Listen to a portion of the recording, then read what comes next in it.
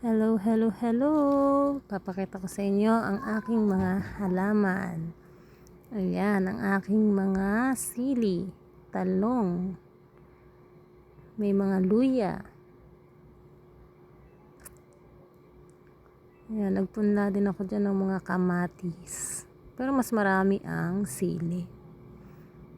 Ito naman ang aking mga ampalaya. Kung makikita ninyo, ayan, namumulaklak at malago na. May mga bunga na rin yan. Ayan. Marami na rin siyang bunga. Pwede na siyang igisa sa itlog.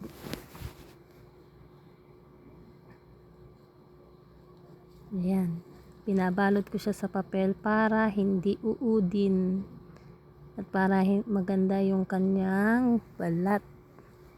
Walang butas. O diba? Ang dami na. Sa sako lang yan. Wala kasi kami malaking space kaya sa sako na lang ako nagtatanim. O diba? Hindi naman lugi kasi marami na rin siyang bunga.